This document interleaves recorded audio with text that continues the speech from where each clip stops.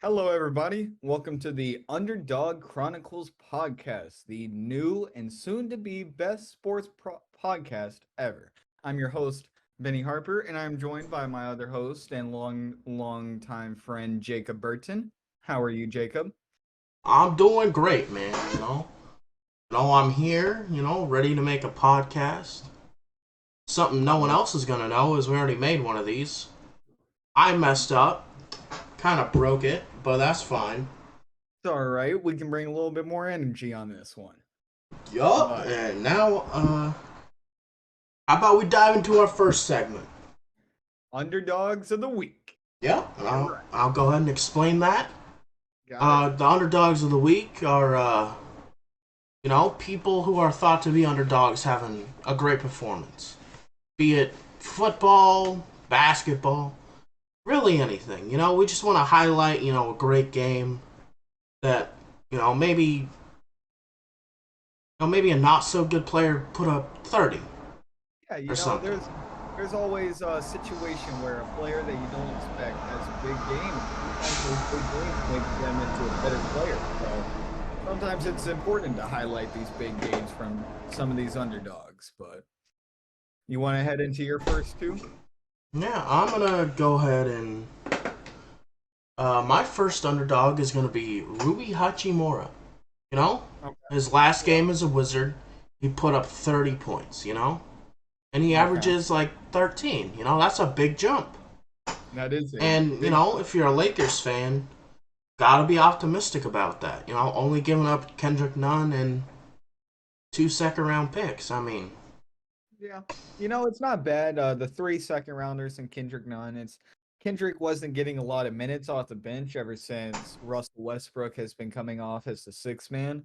And, bringing in defense, and Roy definitely brings in some defense, is always a good thing. And for him to show out like that in his last game as a Wizard, I have to imagine that he was on their list of trade targets, and that game kind of made them really just launch launch that trade. So, yeah. but good stuff from Roy Hachimura. On the other side of that trade, you have to think if you're a Wizards fan, you got finessed.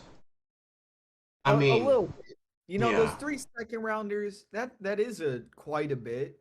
It could turn into some good players. And Kendrick Nunn's not bad by any means. He's your simple two-way type of guard. Gonna bring that intensity on defense. Kind of reminds me of Colin Sexton almost, but yeah, I would have to say the Lakers probably won that trade if I had to first glance at it. So, yeah. And my next player is a Lakers player. I mean, Thomas Bryant. He played against the Trailblazers on Sunday.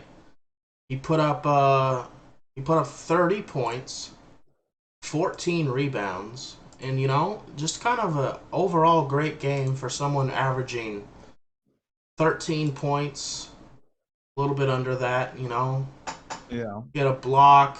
I mean, he was just kind of kind of all over the place yeah. He had 5 offensive rebounds. You for know, sure. I mean, he That's was a big number. When you're crashing the offensive glass like that, that normally is a great recipe to win. Trust me. Playing basketball, we love those offensive boards. It's also a great way to get your team hype. If you're able to miss a bucket, but be able to take a second one right after that, that's a big thing to have. yeah, So, and he shot 12 for 15. Very efficient game and 4 for 5 from three. yep. Just gotta highlight that. Thomas Bryant had a great game. Yep. Shout out to those two guys. Heading into my two. My two aren't any single players, but it just felt like two collective units that had to get some shout outs. First off, shout out to Philly, man. They've really built a defense out there. I mean, they're young, they're fast. This defense put up 5 sacks against that Giants offensive line. They held Daniel Jones to only 135 passing and Saquon Barkley to under 75 rushing yards. When you can do that, you have a good formula to win. Now, to be granted, Saquon only rushed for 9 carries, which does average out to 6.9 yards. That's about the only alarming thing that you can take out of the game. But the Eagles' offense matched, and the Eagles put that offense just punting, punting, punting, while the Eagles are scoring, scoring, scoring, the Giants had to focus on passing, and they never looked Saquon's way too much after that. But that is one thing we can probably look out for against the 49ers is if you let Christian McCaffrey or Elijah Mitchell have that 6.9 yards per carry, I don't think the 49ers will lean away from the run. Or Debo. Yeah, Debo will pull it out on some rushing plays too. So, and for my second unit, shout out to my new city, Orlando. The Magic on Monday night played the Celtics. They were tied 95 to 95 with 6 minutes left. But the Magic ended the game on a 18 to 3 run. Now, the Cowboys could take half of the notes of how the Magic ended that game, they would be playing the Eagles right now. Yeah, I mean, that's true. Cowboys suck. And speaking But of ending plays, let's talk about that Cowboys last play. I mean, I think we all knew what they were trying to do, a little hook and ladder. But I yeah, mean, you're trying to pull out this old school backyard football. The play design is that you got three offensive linemen on either side. For anyone who didn't watch the game, three offensive linemen on each side with a receiver behind them. And Zeke came in as ineligible as an offensive lineman to hike the ball to Dak. So in your mind, what the play is supposed to do is that the ball gets hiked. Dak immediately, before the play is even snapped, should have a side chosen based on the defense. He throws to that side. Receiver catches it. He has three blockers to follow in front of him. Zeke should file in right behind him as an immediate pitch option, and then Dak too, and then also the other side would collapse to that side too. hmm, What ended up happening is Dak took the snap and held it. He didn't get rid of it immediately. Zeke looked like he was already ready to start doing something else and wasn't actually trying to block that guy. And he got yeah. engaged into a block. He got bull rush. Dak throws it. He throws it outside of where the offensive linemen are and puts the receiver in the wrong spot. Jimmy Ward makes a phenomenal tackle and just ends the game right there. Uh, it's not a bad play call. If Dalton it Schultz worked. if Dalton Schultz makes some effort and gets down at that catch when you're at the 50, 45 yard line at that point, like they would have been, um, then you're going to try just a 50-50 ball, higher percent chance. But when you're talking about 35-yard line, your best success will probably be a lateral play. So, Yeah. and Dak just held the ball too long. Yeah. But we can't say for sure, because we actually never even got a chance to see what the play was supposed to become. But in my mind, I think that's how that play was supposed to go. I agree. And I mean, if Dalton Schultz was going 100% on that drive, maybe they have a chance to win the game. Because I Yep, mean, when he got hit back, I mean, it was a big hit. But I Mhm. mean, he needed to fight through that. Well, he kind of quit on the play before that. It's like I don't think he knew the rule exactly that you had to be fighting forward to be considered gaining yards and then go out of bounds, unlike he did. But at the same time, you should always be fighting forward in a playoff game. I Yeah. don't know. And the second one, I mean, I would drag my toe and eat a chin shot to the bench before I give that type of effort on a catch. You're not even that certain that your other foot is down. I would be risking my life in that setting for that catch and dragging that back toe. I would have to say. I And it's mean, kind yeah. of it's kind of upsetting. I was liking him as a free agent target for my team. But also heading back to this Magic game, I do want to shout out it was Jonathan Isaac's first game back in 904 days. He scored 10 points in 10 minutes. Yeah. Came off the bench. So that's always cool to see. Almost a little bit under 3 years. Uh, a little bit more than what Clay Thompson sat out for. So it's been a while since we've seen some Jonathan Isaac. I gotta say, I watched the highlights of the game and it seemed like he scored more points than what the stat sheet says, but he Yeah. looked pretty good. Biggest thing I have to say that surprised me was Wendell Carter hitting those threes. He pulled a couple of those. He had about three or four, so that was interesting to see. So Hmm. Magic got a good young squad down there. Mm-hmm. So, uh, to the second half of this segment, we also now will predict players who we think will have big games going into this week. It just so happens we wanted to make some predictions for the wild or for the championship games. So both of them being football, but I also got one basketball one in there for y'all too. So for my predictions, I got last year, of course, we saw the Bengals versus the Chiefs for the first time, and they played that game, and of course, Joe Burrow came away with a win over Patrick Mahomes. And I think that defense over there in Kansas City is really going to be focused on Jamar Chase because that was the duo that was lighting the league up and really got the Joe Burrow to the Super Bowl. So I wouldn't be surprised if those corners and those safeties are focusing a little bit too much on what Jamar Chase is doing on his side, that it actually frees up T. Higgins on the other side for a pretty big game. I'm thinking about 70 plus yards and a tutty. So Or it could go maybe they focus too much on the pass and Joe Mixon goes for 100. yeah, it You could know? be that. But I kind of like, I'm looking at the matchup, and I think how they're gonna match up is that rookie Trent McDuffie will be on T Higgins. And I feel like T Higgins could kind of have an advantage there with his size and a little bit of veteran in the league. He made the Super Bowl run too last year. He knows how to play some playoff football. So Yeah.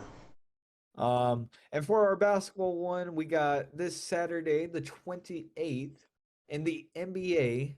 There will be the Battle of New York happening in Brooklyn, the Nets versus the Knicks. First question, who do you got in this game, Jacob? Uh, I'll just go Knicks to be different. Knicks? The Knicks have a pretty solid squad. I gotta say that Jalen Brunson signing this offseason was a pretty good one. Yeah, he's Uh, playing at an all-star level. He really is. I gotta say, Kyrie's gonna come through leading big in the home court, missing KD still. He's gonna have a 40 plus point game, have some Uncle Drew flashes in there. That's my prediction.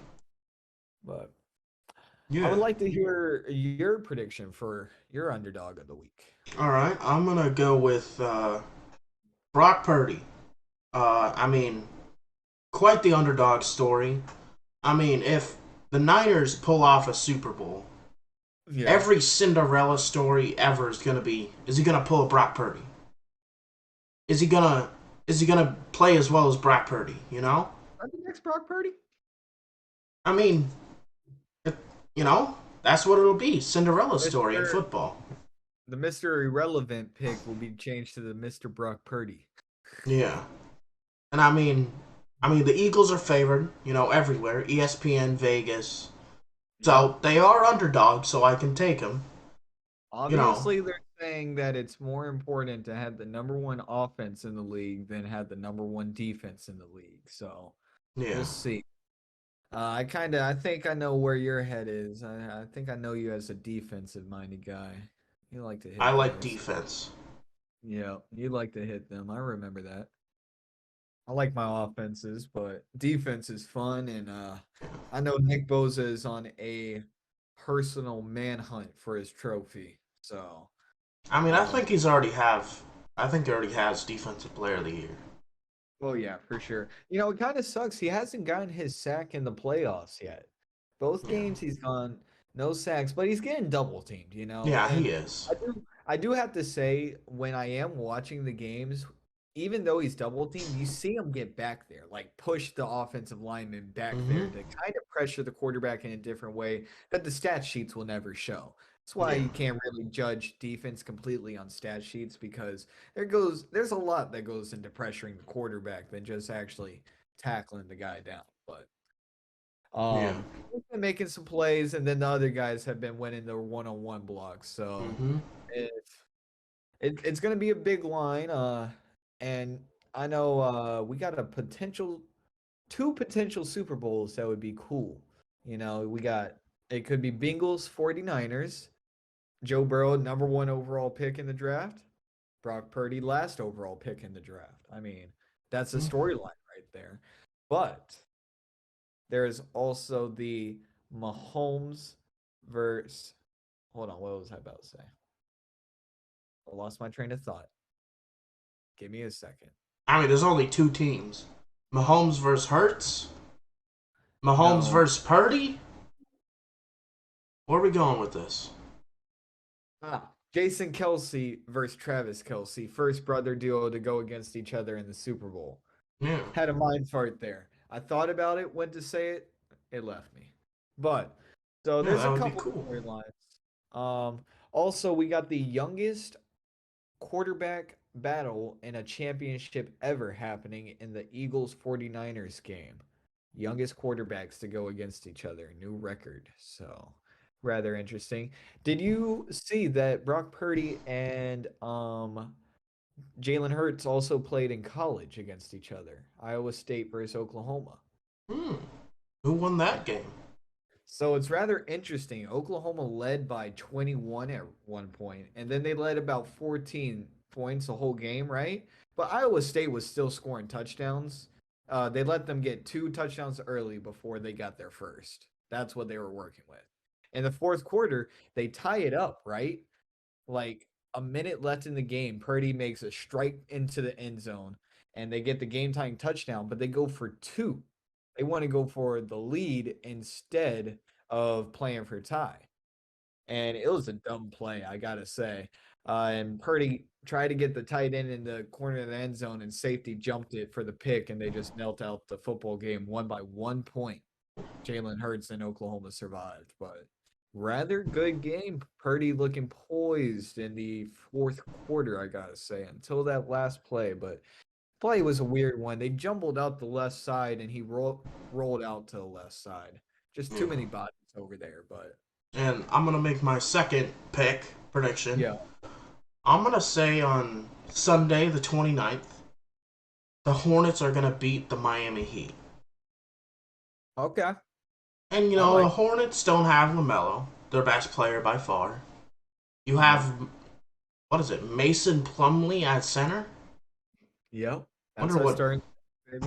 I mean, he's been on a career year so far, but Well, yes, and I we think got Terry Rozier is gonna drop a 40 piece this game, and they're gonna win, okay.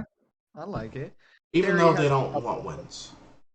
Terry has a couple of those every year, but we got an interesting starting lineup going this year. We got Terry Rozier, supposed to be LaMelo Ball, but it's not. And then Gordon Hayward, PJ Washington, and Kelly Oubre and Mason Plumlee.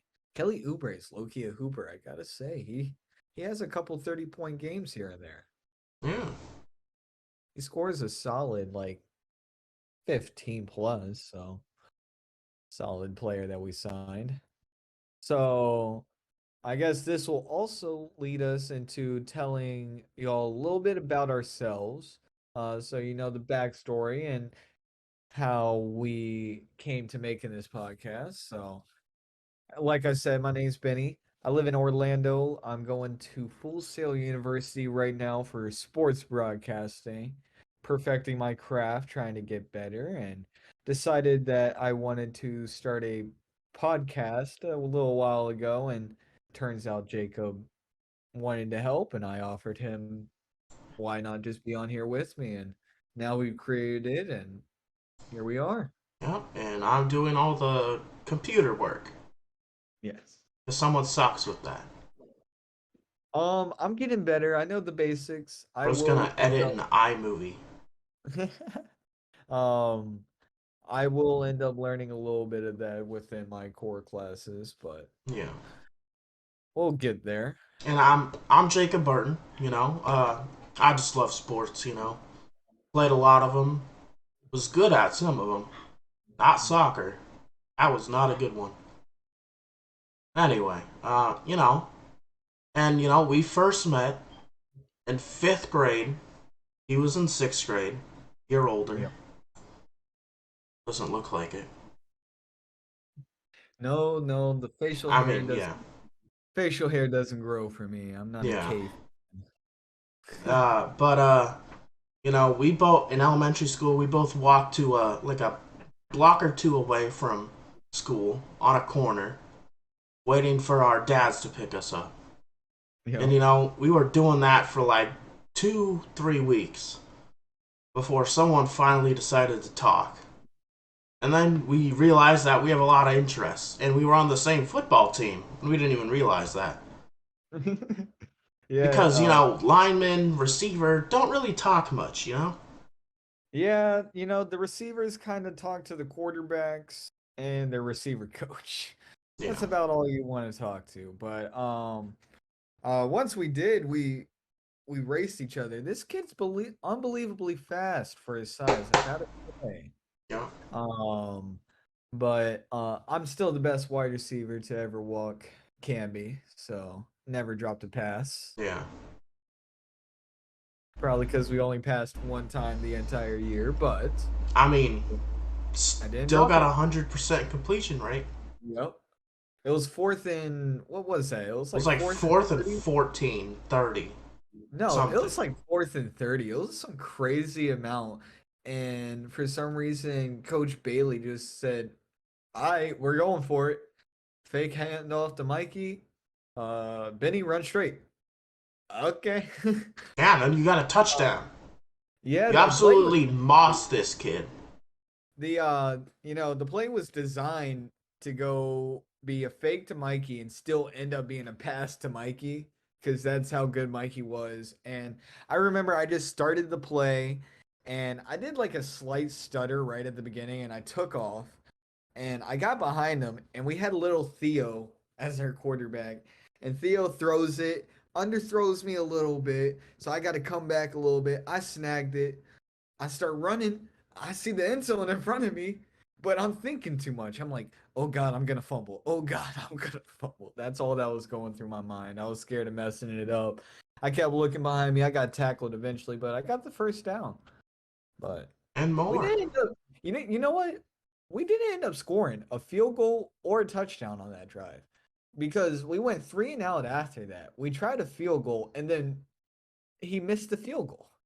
I was I like, mean, sixth, I was, fifth grade yeah. kickers aren't good. I know, but I was like, dang, I really should have just ran faster. I was in shock that I had the ball in my hands, man. Yeah. And then, fast forward a couple of years. Obviously, we're still talking, playing video games and stuff. Someone decided to move to South Carolina. I mean, he didn't decide it, but, he and his family moved to South Carolina. We had to go back to our home state, so Yeah, and thank God for video games.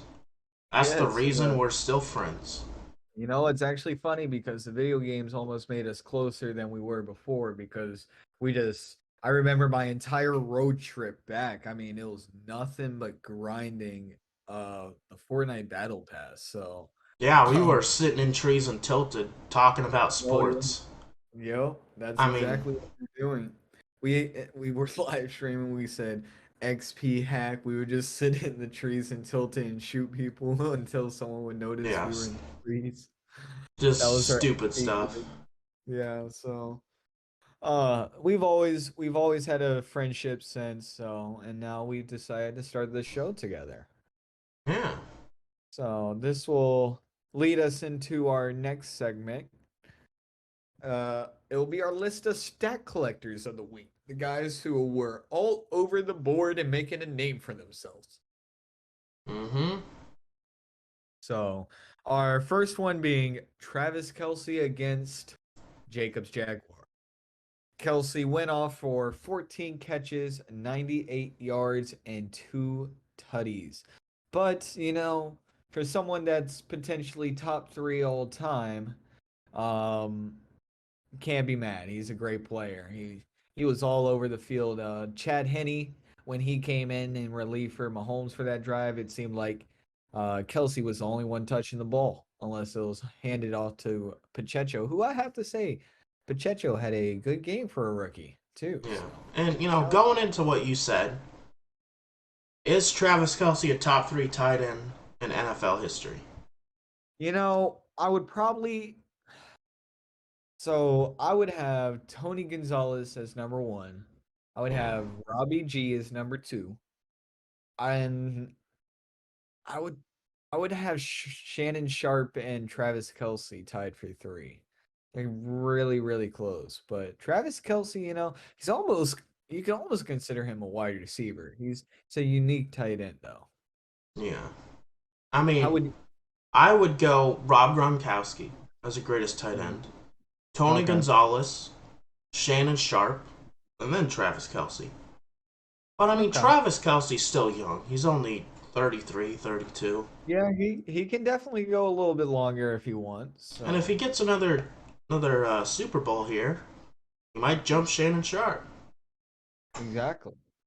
So and then heading into my NBA underdog of the week, I got my favorite player of all time in the NBA, Kyrie Irving. He had a big game against the Utah Jazz on last Friday. He went for 48 points on 8 for 15 shooting from 3 and 18 for 29 from the field. And he finished the game with 11 rebounds, 8 defensive, 3 offensive, 6 assists, and 4 steals to only 1 turnover. I mean, that's a big game. Talk about being across the board. Yeah, Can't argue with it. yeah, So he's really been stepping up since KD's been out. So that he has. And trying to we'll go keep. into my stat collectors now. My Yep. NFL one, as you took Travis Kelsey. I took Fred Warner. 9 tackles, 1 tackle for loss, and an interception. I mean, that interception isn't really his, kinda, but Jimmy Ward helped him out. But It's still impressive to be yeah, able to track a deflected ball, though. yeah. It's a different type of skill to have, but But I mean, it seems like Fred Warner was just everywhere on the field. If he wasn't yeah, making tackles, he was in he front was of the right there. ball runner, Yep. making the ball runner stutter step, but then he gets tackled by Dre Greenlaw. You know, Yeah, if those were, assisted tackles, he'd have 27 tackles that game. for sure. It seems like no matter what, when that play is dead, you're gonna see his number on the screen, right where that ball carrier is, or right where Yeah. that receiver is. And I saw him on one play. He got matched up with CD Lamb in man coverage. The Cowboys Yeah. came out with the package, and he kept up with CD Lamb. I mean, ran Yeah. stride for stride and deflected the ball away from CD. It's crazy what he can do. He flies through that Yeah. field. He's definitely a crazy player. So Yeah. And I mean, we'll go into my basketball one. I went with Anthony Edwards. okay, Uh, this was on the 21st, so around 4 days ago.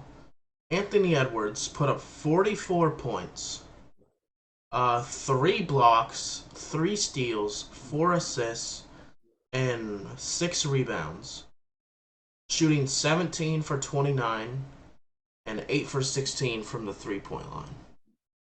I mean, a very efficient, 44-point game, and he had stats everywhere.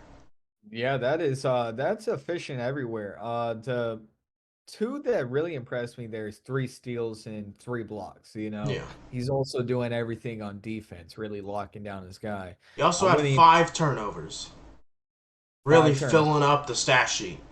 That one's in a bad way, but when you have a game like that, you can get away with a couple more turnovers. Yeah. I mean, if you look at this game on ESPN, he had a personal foul. That's another stat. The only Yeah. stat he didn't have was an offensive rebound. Ah, And he's a guard, so yeah, you're not. I remember when I played guard in middle school, my coach would yell at me if I would crash the glass. Even though I was a pretty darn good rebounding guard, he, especially on offense, he's like, "Get your ass on defense now." I'm like, "Okay, okay, I get you." yeah, But And especially he would hate when I crashed the defensive glass more. He always wanted me to run the court. I'm like, Coach, I'm not a cherry picker. I want the rebounds. I need the stats. I'm a stat collector. Yeah. And I mean, that'll bring us to our next segment. We have to Yeah, call this or that. Very original name. Have to very. say. Very original. And, we're going to start it off simple. This matchup happened last week. Joe Burrow or Josh Allen? Who are you taking to start your NFL franchise? You know, I would at this point in time, I would have to go with Joe Burrow. Joe Burrow has this it factor. He's Yeah. flashy. He's smooth. He doesn't get pressured, you know. He can win a football game when three or four of his offensive line are out with injury. So, he doesn't have the arm, so say a Josh Allen, right? Because Josh Yeah. Allen has the biggest arm in the league, but Joe Burrow can make a smooth pass on all three levels of the field. So, Yeah. And, uh, I'm going to jump in here and say that Joe Burrow protects the football. yep, And that I is a mean, big that's in my mind, that's the most important thing a quarterback can do. yep. I mean, yeah, he might have had 12 picks this year, but I mean, It's a uh, little high, but he put up a lot of touchdowns. He's still in that 3-to-1 yeah, range, and if you can have a 3-to-1 ratio of touchdowns to picks, then any coach will take that. yeah. And Josh Allen, he had 14 picks this year. You know, Yeah, but he also had 8 fumbles. yeah, He fumbles the ball quite a bit. It felt like he kept giving the ball away. yeah. And the first example that comes to mind is the Bills playing the Vikings. He Mm-hmm. had 3 horrific mistakes. All 3 cost him that game, which led Yeah, to Justin Jefferson incredible catch. yeah.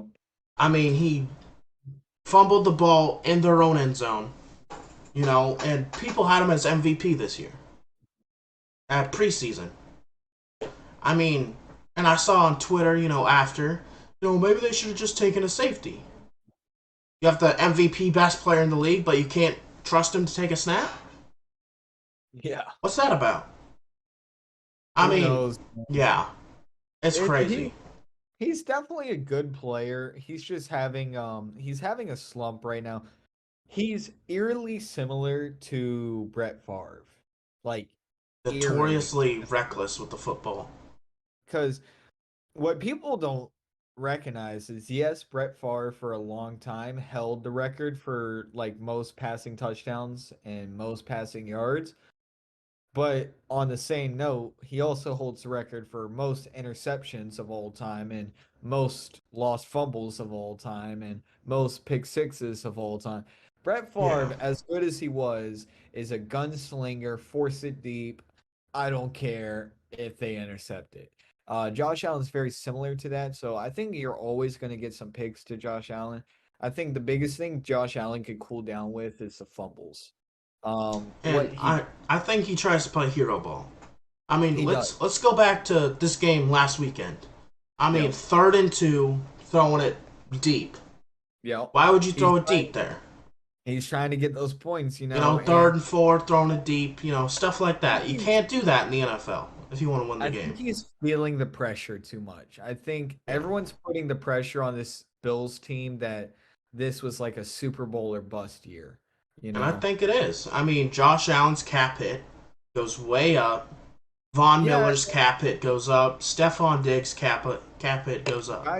guys take pay cuts all the time. I mean, So, just as the way things are right now, next that's, year, yeah. there's $20 million in the hole. I don't think their window is necessarily over. I think they're going to Yeah. have to recycle some faces here and lose some players. But that doesn't always entail that your window's over because I mean half the time you got guys that step in that's learned from them now the past couple years that are end up Yeah. better than the other guys. So you can't ever say that team's window is over, are we gonna probably see some of this Bills team start leaving and going to different places? Probably.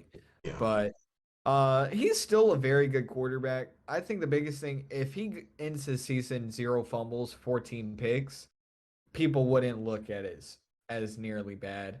So he needs to learn how to calm down on his running and learn how to stop his momentum. He gets that big frame and that big heavy set body running downhill, but he doesn't know how to stop it.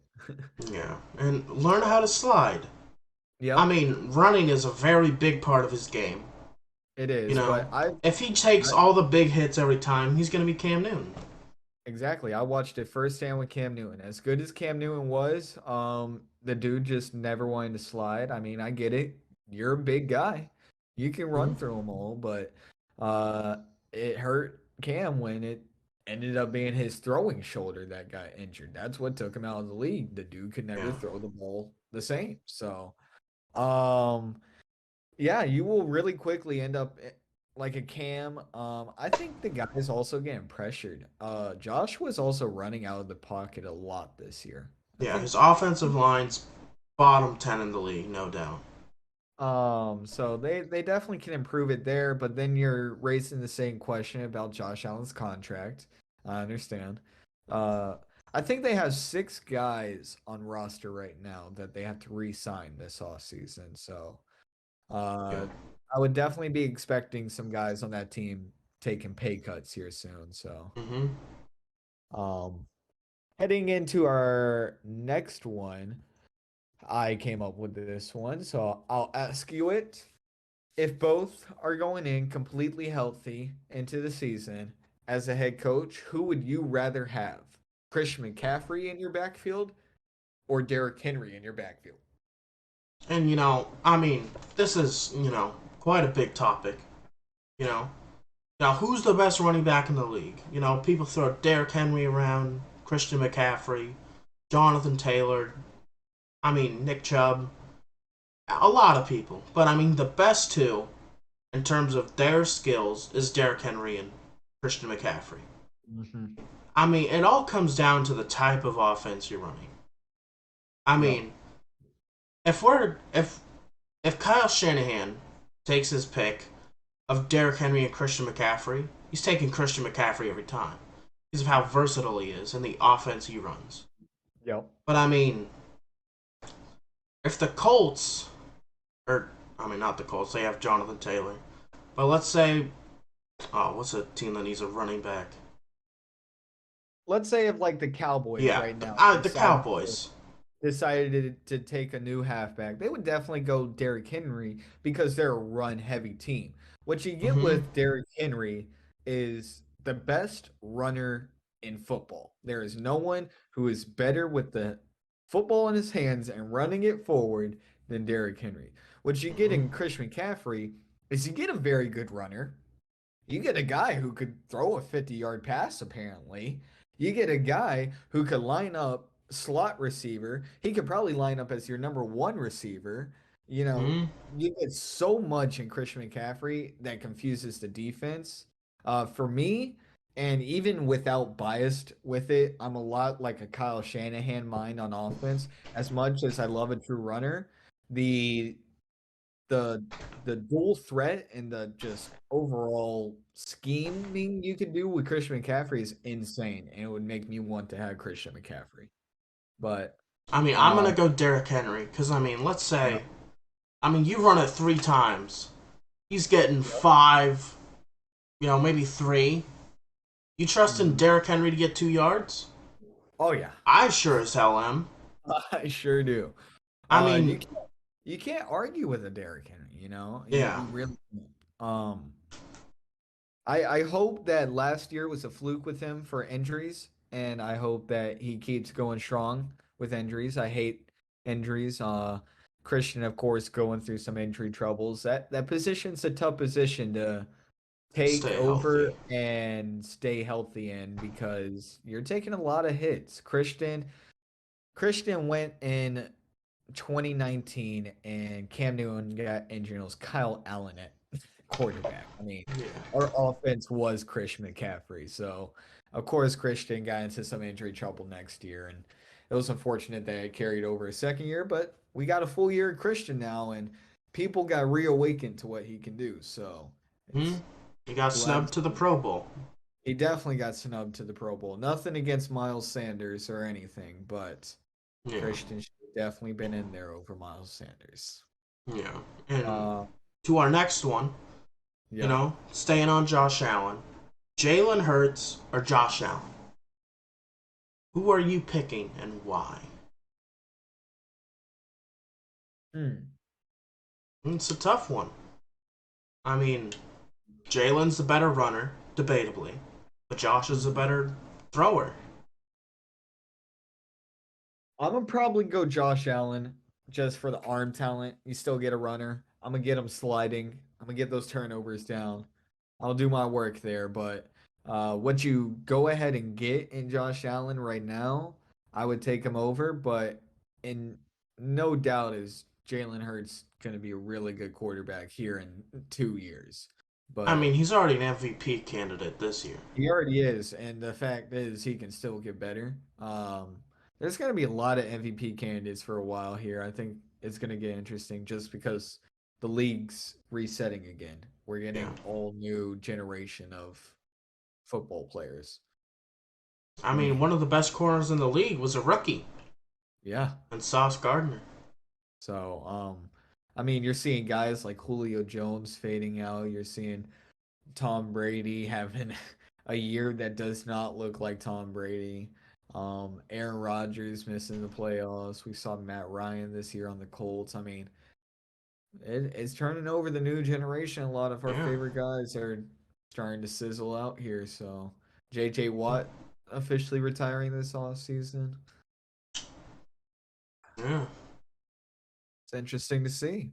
Yeah. So, And I'm gonna take Jalen Hurts just yeah, because of what it seems like how much he still has to improve.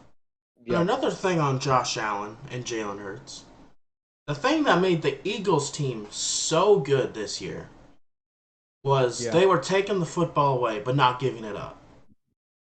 I yep, mean, Jalen Hurts was probably the best quarterback at keeping the football. And when they had Gardner Minshew, the thing he did was turn over the ball, and that's what made them lose yep, against the Cowboys. yep. I mean, that's what Jalen Hurts is so good at. I mean, not just the throwing the ball, the running, but protecting the For sure. football. I mean, Sirianni called him Jordan-esque out there. I Yep, mean, playing that injury. mm-hmm. I mean, that's maybe a bit big of a comparison, but I mean, you get the idea of how he's viewed in that locker room. Yeah, I definitely do. And I mean, this could be, stretching it a little bit, but Yeah. I don't think I've ever seen a wide receiver yell at Jalen Hurts. And last weekend, Stephon Diggs was going at Josh Allen. It could have been just the game. Maybe Jalen Hurts is a better leader. I think that was just temptations flying in the air Yeah. in Buffalo. I don't think there's any animosity between Josh Allen or Stephon. Um, they're just tired of losing.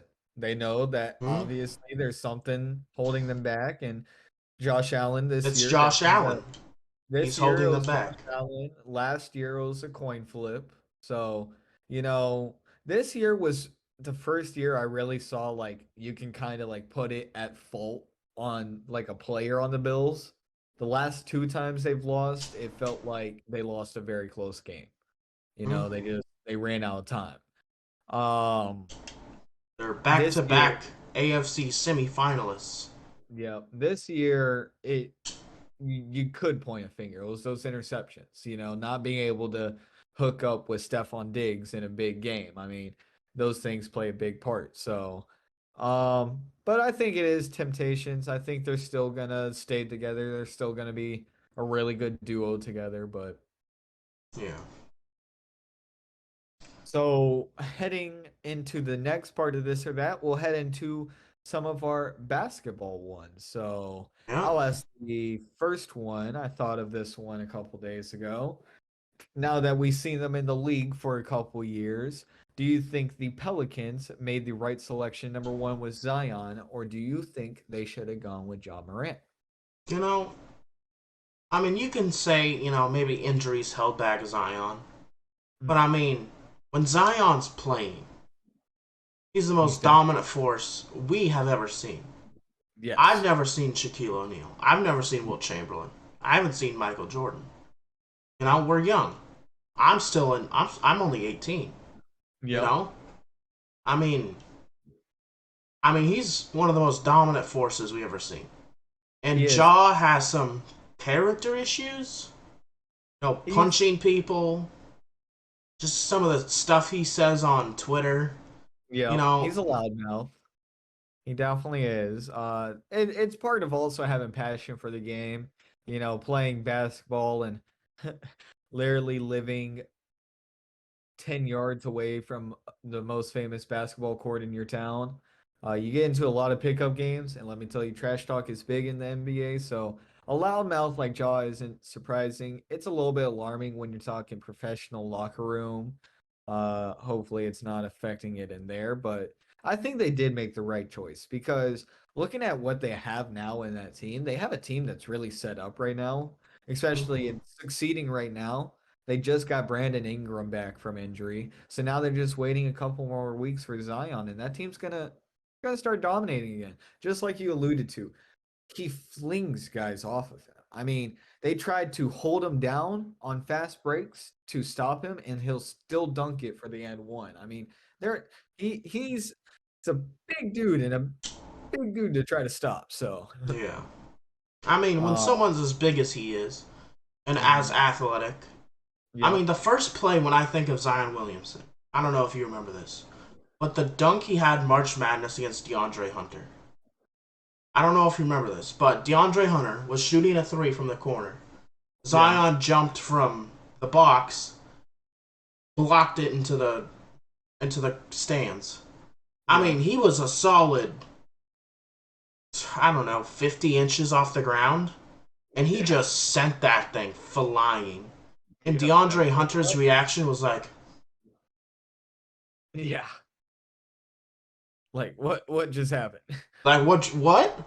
The one that got me number one, that Duke team was a crazy loaded team. The fact that they pulled RJ Barrett, Zion, and Cam Reddish all onto that team. But And Trey the game Jones.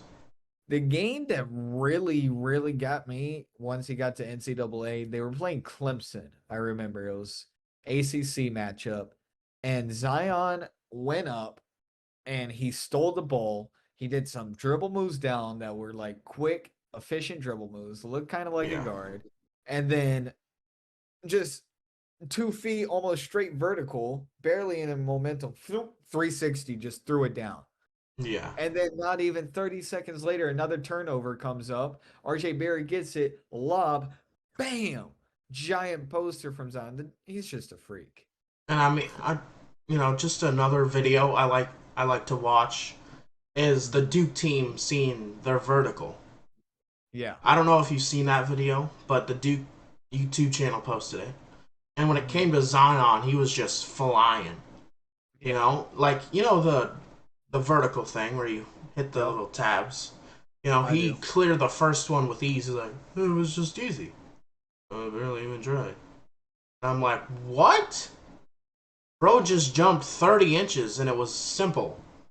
Yeah, and then he's 6'8", 290 on top of it. Yeah, I mean, he's just such a fun player to watch. He is. Have you been seeing the interviews he's had where he'll like ask the reporters to lean back, "What would you rate my defense tonight?" I mean, He his defense has been a bit questionable, but he's getting yeah, better every night, it seems. he is, yeah. But heading into another one that we got here, would you rather take Kyrie Irving or Damian Lillard? I mean, they're pretty much the same player. I mean, Hey, but yeah. I mean, The there's a thing that couple. sets me over the edge is Dame's leadership. Yeah, I mean, and Kyrie has some off the field stuff. of course. It's up to personal opinion if you think it's warranted or not. Doesn't matter at the point. The Yeah, point is he got suspended for some games. yeah. And I mean, Dame I just think seems like he's just that guy. I mean, Dame is definitely locked in. the time we're recording this Thursday, yesterday he put up 60 on the most efficient 60-point game ever. Yep. I mean, he just scores with ease. You know?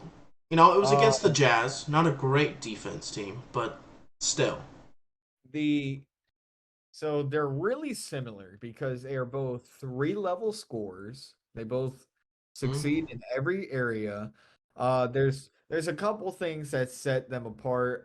Kyrie definitely has better handles than Dame, okay? And Kyrie is a better finisher in the paint, but Dame is a better defender than Kyrie, and also he can shoot farther with more efficiency than Kyrie. But they are very similar. Like you alluded to, Kyrie's always been the second option, and Dame's been the leader for Portland always. Kyrie tried to take his chance with the Celtics, and injuries prevented him there. But they're very similar. I think Kyrie could average similar to Dame if he was in Portland and they switched roles and vice versa. But Yeah. uh, I mean, I think if they they keep switch it roles, there. I think this Portland team is way worse because of. I think a big part of it is Is Dame? what They all play behind Dame. Yeah. Dame's effect on Anthony Simons. Yeah. I mean, Anthony Simons is a mini Dame. Let's be honest. For sure. For sure. I But mean, it's just fun to um, watch. I agree with that. Kyrie, he tried to be a leader, but he is a good number two. And when it talks to number twos, for him to still be like a number two scoring option and average 27, 28 points, I I mean, mean, he's number two that's to pretty Kevin good. Durant, one of the most versatile scorers of all time, and Yeah. LeBron James, probably one of the best, probably Yeah. if not the best of all time. Yeah.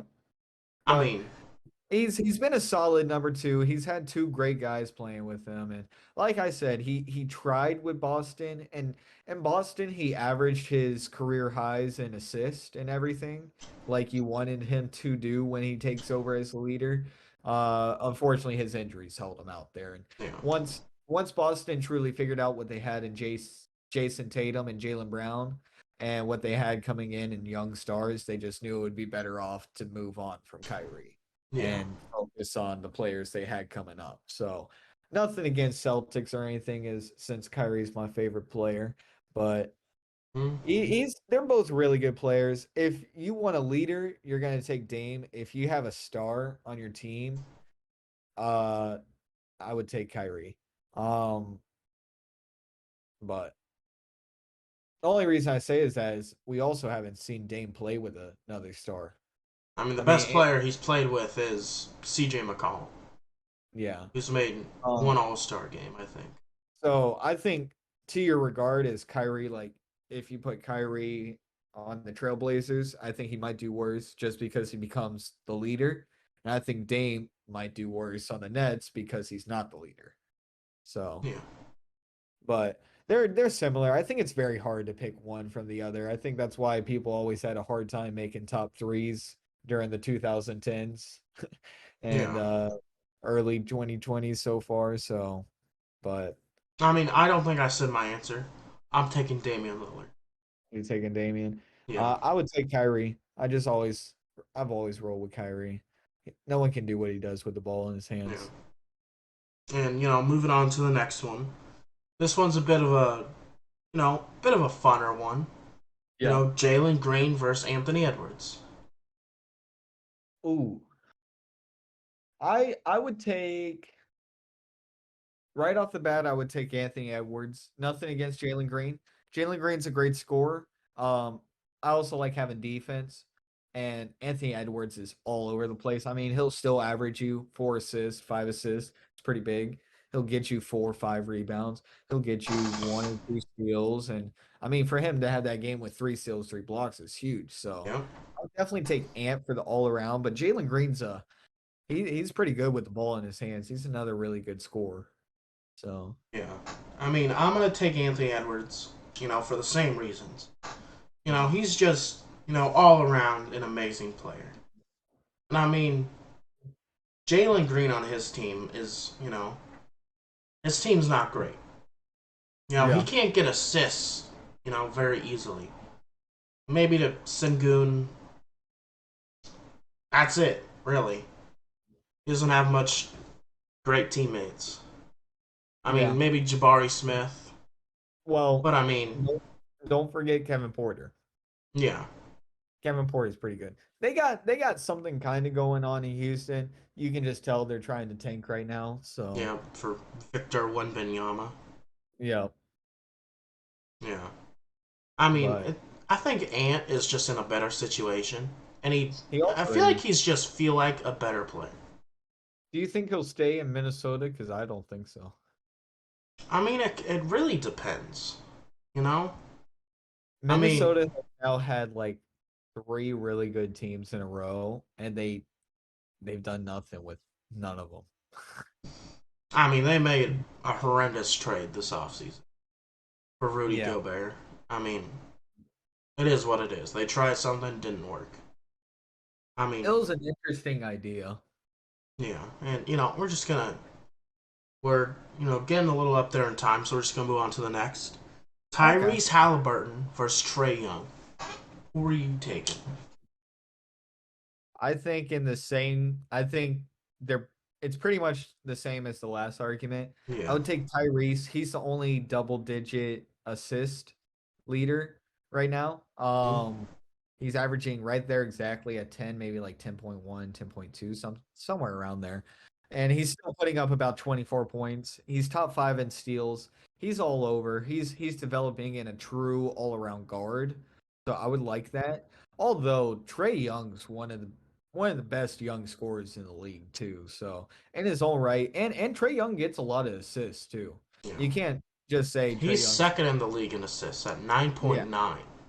It's just it's the defense that does it for Trey Young. That's the only thing that does it for me. But Yeah. Trey Young's a competitor. He'll get you 30 points whenever he so chooses. Mm-hmm. I agree 100%. You know, I think Tyrese is at this point a better player because of what he can do on defensive end too. He's a big, lanky guard. Yeah, He's gonna get steals. He's gonna get blocks. Trey Young is a liability on defense. he is. He definitely is.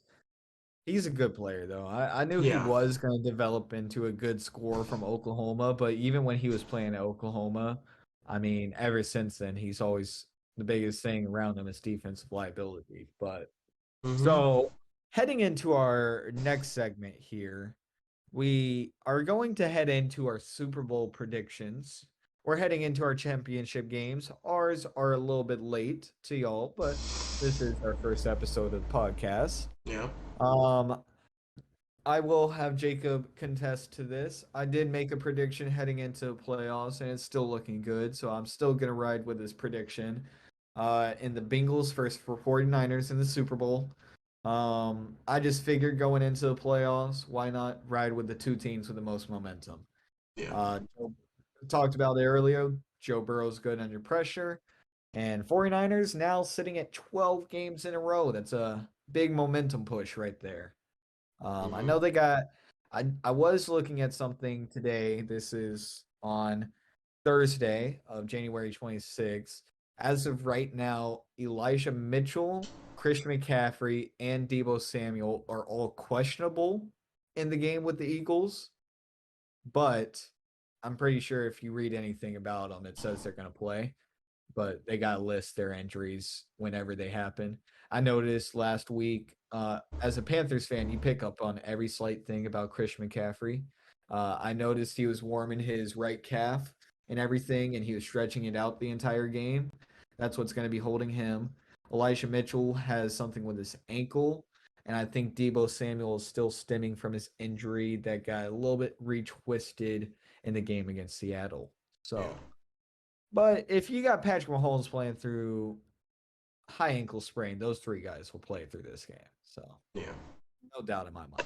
And speaking of which, I think the Chiefs are gonna, finally beat Joe Burrow. I mean, Think it's finally gonna get past them? I think they're finally gonna do it. I mean, there's Okay. some bulletin board material. They're calling Arrowhead Burrowhead. Yeah, That's since he's getting bold, I saw that. Who was that? That was Mike Hilton, cornerback. It's a bold statement to say to the Chiefs, who made the championship game 5 times now in a row, and who are hosted also it. hosting now 5 times in a row. Yeah. Oh, it's interesting to say there, Mike And Hilton. Travis Kelsey said that that's bulletin board material. I mean, they're Hmm. underdogs. I mean, it's just gonna be a fun game to watch. And Oh, it's all coming down to how healthy that ankle can get for Mahomes, yeah. and Well, we how that young defense plays against those talented receivers. yeah. So, I think it's set up to be a very, very, very good game. I kind of like the fact that they said Burrowhead. I want it to become a bitter rivalry. I like playoff rivalries. I remember when Seattle and Carolina were kind of playoff rivalries when Cam Newton was getting really good because every year we would face each other in the playoffs, whether it was divisional round or wild card. And finally, our Super Bowl run, we got past them, and everyone in Seattle decided that they hated Cam Newton after that. Yeah, Um, can but confirm. I love a good playoff rivalry, and just it seems like Cincinnati, Bills, and Chiefs are all gonna always be in there now, and we're Yeah, gonna those three quarterbacks are always gonna be facing against each other. And I think we're gonna have and some good someone's storylines. on the rise. I do gotta give it. Jaguars had a great game. I hope we get our Trevor Lawrence. I hope our Trevor Lawrence is C.J. Stroud for Carolina. That's a whole different topic we'll get into next week, but. Um, Yeah, so you got the Chiefs versus, did you say the 49ers or Eagles? I missed that part. The Niners. Niners. I think the I Niners are they just have so much momentum right now. I think the Eagles are making the Super Bowl next year. I think I would also make that claim right now, but I think they're going to lose this year, and that's what gives them the momentum to go next year. But um I'm going to take the number one defense over the number one offense. So Yeah. I agree with that. So heading into our last segment here, we got a couple of quarterbacks that are set to be big question marks this offseason. And we're going to go through them here a little bit and just let you know what's kind of happening around the league quarterback wise here. So, of course, we have all known about what's happened all season up there in Baltimore and Mm-hmm. with Lamar. Lamar says he wants to resign. Baltimore says they want to re-sign Lamar. What I say is if both sides want to re-sign, he would be re-signed. Yeah. Um, I think there's something there, and it's definitely about the price point. Yeah, I The think he's just not Baltimore, getting the money he wants. the Baltimore Ravens see what's kind of happening in the Bills right now with Josh Allen being the highest paid and all that. And what happened technically, I mean, you could stem the Chiefs not having enough money for Tyreek Hill this last offseason based off Patrick Mahomes' big contract. Well, But made their offense better without him. it did. So it has some better things here and there, but I think they look at that situation and they see that the money could also hold them back. But at the same time, Lamar sees guys like Dak Prescott making that type of money, and he's like, pay me that type of money. I'm Mm-hmm. better than him. I'm worth more than him, actually. Yeah. So you can understand from both sides. Now, there is no humanly possible way, I think, that Lamar Jackson slips into free agency and we see a bidding war on I Lamar. agree. Um, it's either that they're going to finally reach on a contract and they sign, or he's going to get franchise tagged and he's going to get traded. Baltimore will make sure that they can get something for him. Yeah. They're not going If to let he him go for nothing. Yeah, if he gets traded, I like the Falcons as a destination.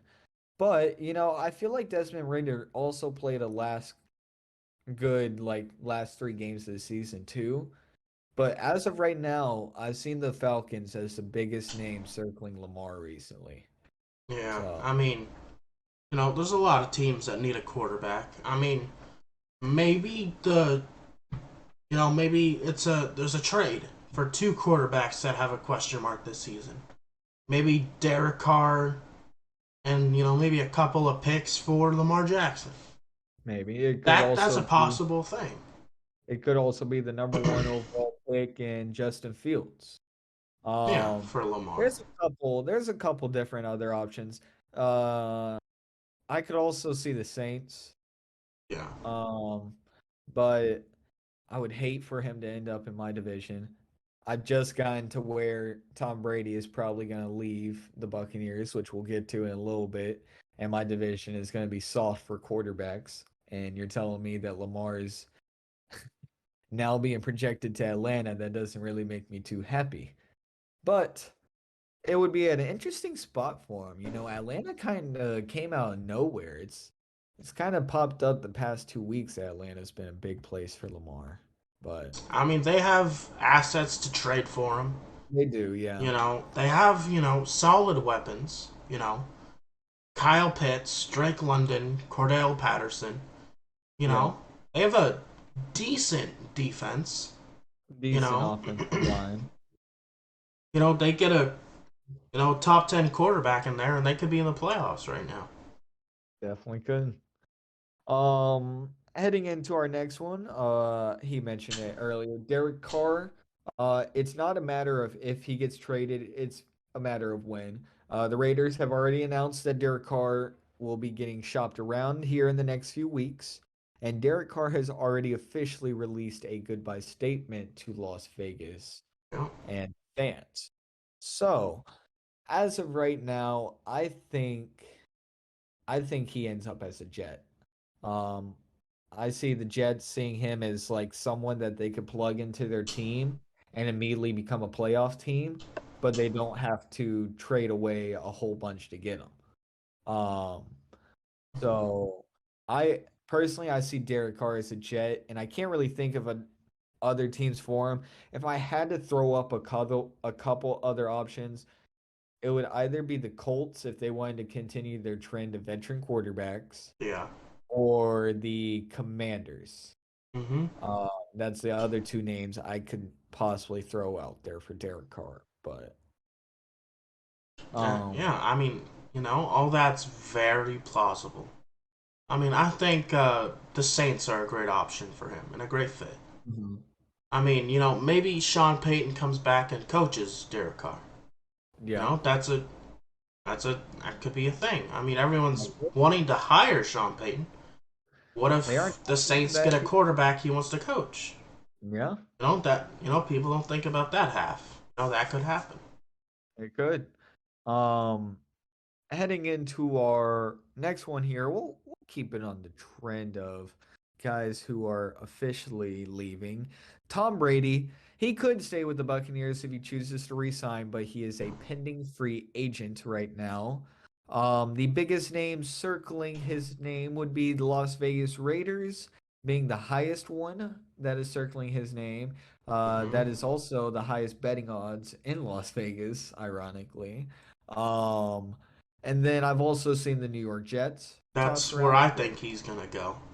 You know, I think it's the Raiders. I think it's Derek Carr to the Jets sets off the chain reaction of Tom Brady to the Raiders. That's what my world of football is thinking. But um, it's interesting. Tom Brady didn't have a great season overall, but he's Tom Brady, so teams will still want him.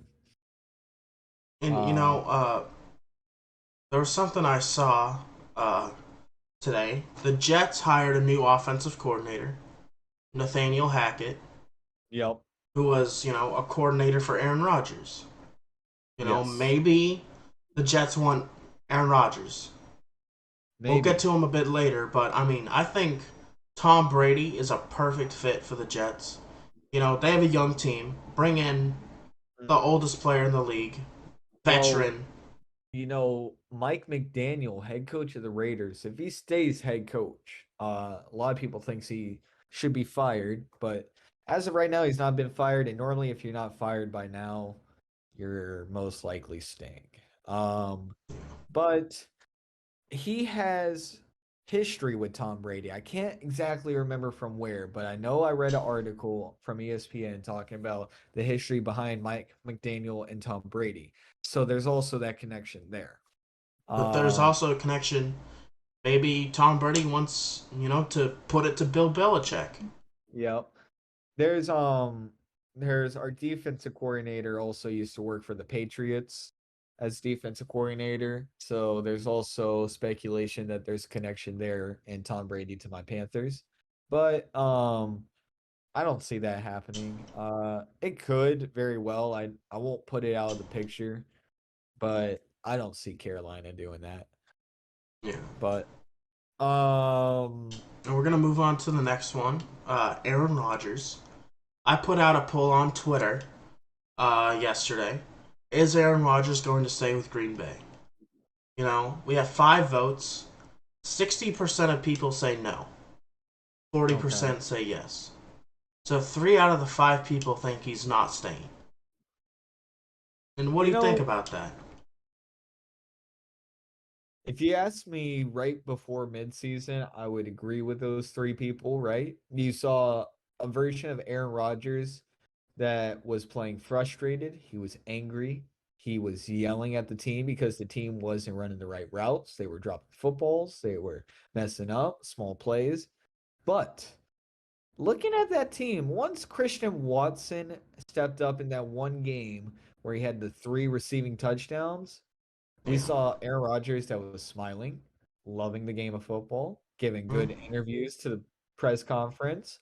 And they slipped up against the Lions. And he said when I heard him talking, he didn't sound mad after the loss to the Lions, but he didn't sound happy either. You can't be happy after a loss, but it'll be interesting. It's gonna take a good haul and a good team to convince Aaron Rodgers to leave, I think. And just another thing. Uh, I think a couple of days ago he went on the Pat McAfee show. As he Yep. does. He's just talking. You know, and you know, he was saying that he's like very comfortable with how the way things are. I Yeah. mean, just It kind was of weird. his body language, the way he answered that. You Yeah. know, maybe he's probably uncomfortable. And that made people think he's gonna leave. Yeah, I did see that clip. Um, I think it's hard to read into the body language that hard, Yeah. but I saw where everyone was going and we just finished up a whole week talking about nonverbal body language in college. So, it's a big thing when you're communicating like that and he was definitely postured uncomfortably while he was saying he was comfortable. Mm-hmm. But can we really lean into him meaning to do that? But Yeah. who It's knows? hard to It's say. it's interesting. I also always thought as a kid that he was going to retire as a Packer, and I also thought that Brady was going to retire as a Patriot. So Yeah. things change and things happen. Mm-hmm. But I think he stays with the Packers personally. I think we've seen it happen 4 years in a row now that he's complained, complained, complained, and then he's done nothing. Yeah. I mean, he stayed Yeah. every single So year. Um, that's what I would say. Yeah. I mean, I'm gonna say he's gonna stay as well. Just just because towards the end of the season he looked happy. Yeah, If you compare the beginning of the season and the end of the season, it was a big change. it's I two mean, different sides of the spectrum. yep, You know, I mean, if you looked at those and compared them to a football noob, they yeah, would say that that guy is sad in that photo, and that guy's happy. Like it's very easy to point Yeah. out, and he you can tell his happiness directly derives upon team success, Mm-hmm. and that team wasn't that far from being successful this year. It just really took him a while to adapt to his new receivers. People are so easy to forget how hard it can be for a quarterback to adapt, losing a guy that he's been throwing to for 7 seasons now. A guy who's been regarded as the best receiver in the league for 7 seasons. So, Yeah, and you know, then same Patrick thing Mahomes, happened in yeah, the Patrick Mahomes made Chiefs. it look easy, yes, but I would definitely say Mahomes still had a better receiving group than Aaron Rodgers did. Yeah, Mahomes still had Kelsey. So, yeah, Rodgers number one was Alan Lazard and week one Sammy Watkins. yeah. But heading into our last one, we got the last quarterback. He played a good year for it to be his contract year. Does Daniel Jones get a new contract with the Giants? You know, I have an aunt who's especially big on the Giants. Their whole family is. You Yeah, know, I mean, they all think that Daniel Jones is gonna stay. They think he played himself into a new contract, for sure. and And it I would won't have be to agree. I mean, he yeah, played. I mean, they were a team, not expected to be very good this year. They were like, they were just like the Seahawks. yeah. I mean, you could say it's Dayball, but I mean, Daniel Jones still played a great year. Daniel played a great year. The biggest thing was turning down the turnovers Mm-hmm. that he was notorious for having. And he won't get any like insane contract or anything, but expect like a 3 year, $6 million contract, bridge quarterback contract. So he definitely played himself a year. They won't draft a quarterback this year or anything, but I wouldn't be surprised if they look quarterback next year. Yeah, So depending how things go, yeah, unless he shows even more improvement next year. or maybe he just goes straight back down to Daniel Jones. Yeah, so, but I I mean, I think just a quick thing. I was wrong when they drafted him. I thought he was a same, complete bust. same. As a Buckeye fan, I felt robbed that Daniel Jones did not go to New York that day. Or not Daniel Jones, sorry, that Dwayne Haskins did not go to New York that day. I thought Dwayne Haskins was far and beyond better. And along with you, Daniel Jones definitely has outplayed my expectations. He's also grown into a pretty athletic quarterback, which is probably the most surprising thing to me. Yep, Vanilla Uh, Vic. RIP Dwayne Haskins that he could end Rest up in proving peace. himself wrong, but he was a lot of people forget that he was actually set up to have a chance to take the reins up there in Pittsburgh before Kenny Pickett was there because he had sat there behind Big Ben for 2 years and he was performing really well in preseason. He was making those steps. I thought he was finally going to get his chance, but Yeah, um, I definitely think Daniel Jones has played himself into a new contract up there. Like I said, nothing big, but a solid contract. yeah. I mean, I think so as well. I mean, I think if he doesn't get re-signed, I think teams will have a bidding war for him. Yeah. I think the only reason they wouldn't re-sign him is to just prove to him that there isn't that many other teams that are that interested in him, and then they can get him on a cheaper contract. But Yeah. then you're taking a huge risk putting a 26-year-old quarterback into free agency. So, Hmm. um, going along the lines, I do want to add one more. A lot of people probably won't think that he deserves any time in this segment, but Sam Darnold, I do have to say, he played a very good end of the year for the Carolina Panthers. Until the Buccaneers when he was really trying to do it himself, keeping us in the playoffs. But he played very well coming in off the high ankle sprain. And I think Yeah. if he honestly played the whole season, we could have been over the Buccaneers and won the division. But um, I think he also, along the lines of Daniel Jones, played himself into a new contract. It's weird to Mhm. say that Sam Darnold's just now coming off his rookie contract. Yeah. But well, he'll get probably a little bit smaller than Daniel Jones if I had to guess, but probably around 4 million, 3 years. Another weird fact is that Sam Darnold's still younger than Joe Burrow. Yeah. So he was one of the youngest quarterbacks to ever get drafted. That's the reason why, but um, he's very much a veteran in the league, though. He just has that young age defying what you think. Yeah. But I mean, yeah. uh, And I have just one more quick little topic to throw in there. I yes, mean, both of these teams had Super Bowl aspirations, but their yes. quarterbacks had held them back. Who was more disappointing this year, Josh Allen or Dak Prescott? So I would I would say Dak Prescott. And only reason I say this is yes, Josh Allen was also turnover prone, but Dak Prescott led the league in interceptions, tied with Davis Mills. But Dak Prescott missed 5 games. He didn't play all 17 games, okay? He Yeah, only played 12 games and he had 15 picks, okay? That means you're throwing more than one pick per game. And Josh Allen was still under that pick per game number. He was getting close to it, but I would have to say Dak Prescott because those Cowboys fans, they do it to themselves. They they always really think do. they and I think that's what makes us hate them so much is that they can't ever admit that it's not their year. But Dak definitely underperformed, I would have to say. Josh Allen underperformed, but Dak underperformed. When there was a lot of pressure on Dak, there wasn't that much pressure on Josh Allen. Everyone knows Josh Allen is Josh Allen. It's just they didn't get their Super Bowl yet. But I would have to say Dak was more underwhelming. You know, the thing is, the way that, the league turned out this year.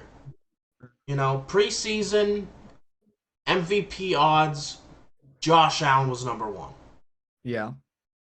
He's not going to have a single vote for MVP. I I still think think I he's think he was like 13th best quarterback in the league. He was not great this year. For someone that was meant to be number one. yeah. I mean, Dak was probably, maybe a 7, and then he went to maybe 17.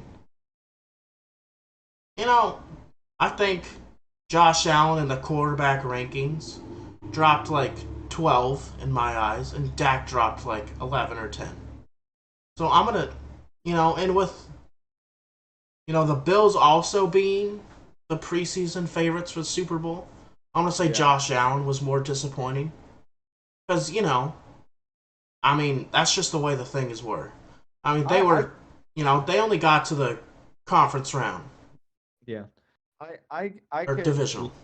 I could respect that and for sure. It's just I think one thing that also does it for me with Dak is that although that Bills team is also really good, Dak did two things, okay? Yeah. He really he he really gave his fans hope after beating the Buccaneers the way he did with 5 touchdowns, no interceptions. Mm-hmm.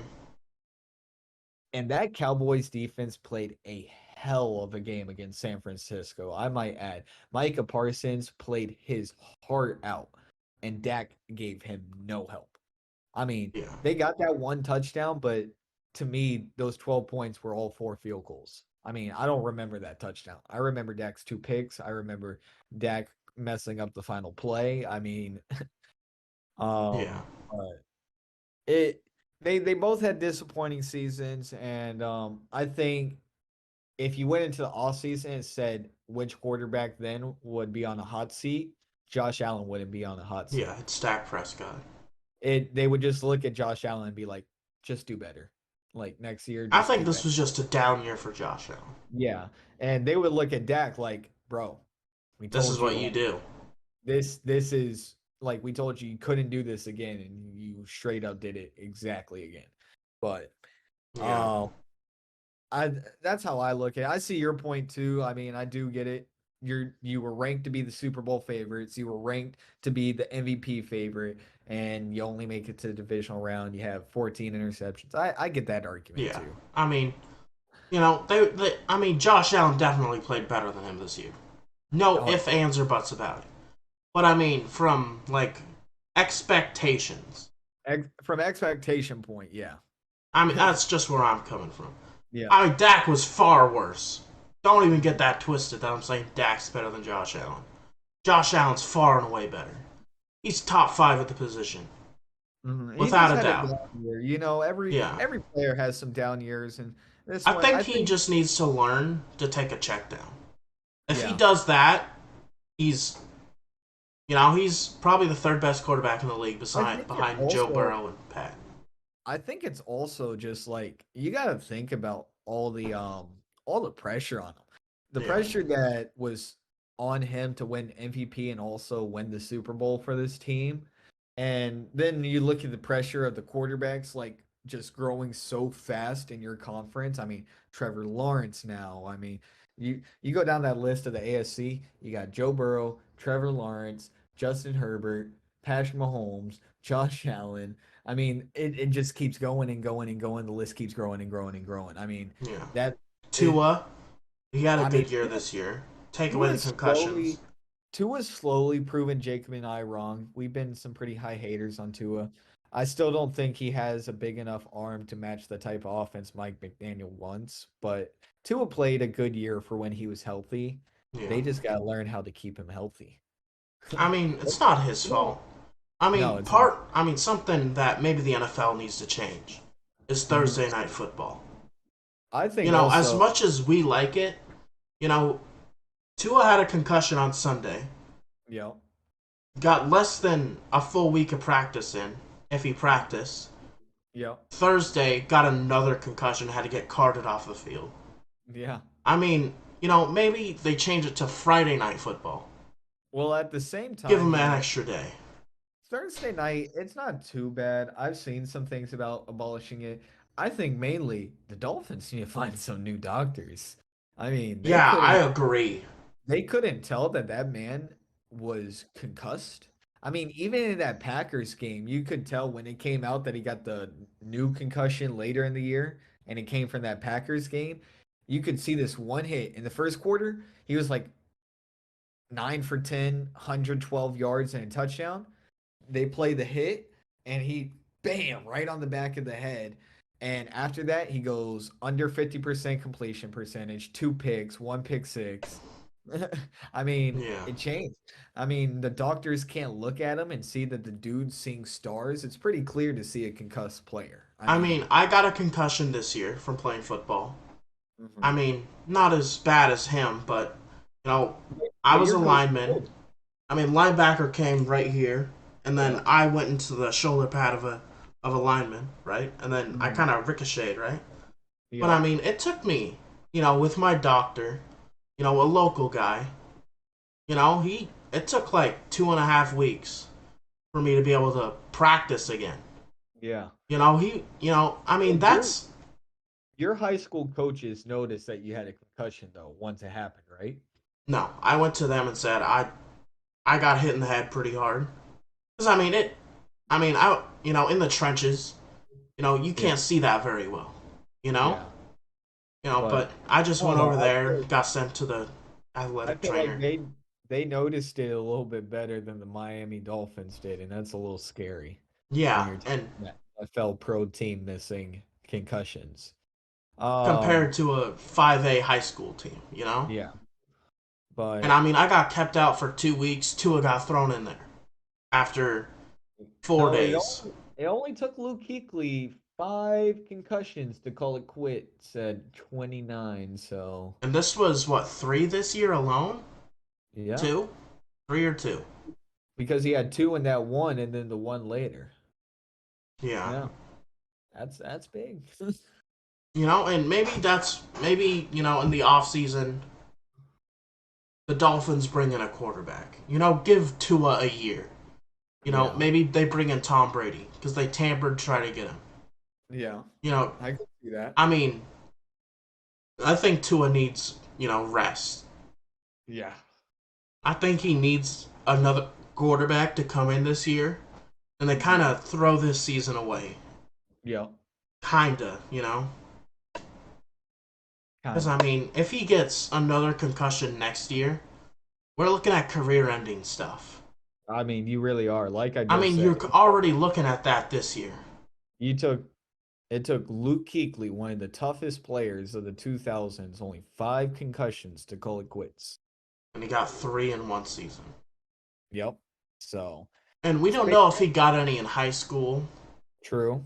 You know, Yeah, I They don't don't really remember if he got one in college. they don't really track anything like that. The only injury I remember Tua having in college was that hip injury that he Yeah. had. I forgot what team it was against. I think it was A&M. But um that's the only one I remember him getting in college, but they don't track those injuries from high school. Yeah. But so we have run to the end of our segment and probably about the end of our time.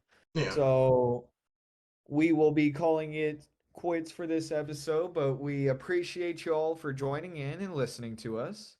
Hope No. that we provided some entertainment for y'all. And don't forget to subscribe and hit the like button. Uh, Post notification bell. yeah, That's the post important. notification bell so you can get notified when we post on Mondays and Fridays. That's when we'll post every 1 week. p.m. Pacific Standard Time, 4 p.m. Eastern Standard Time. Yep. And you can be looking next week. I don't want to spoil anything too much, but we should be having our first interview of the podcast next week. So make sure Yeah. you tune in.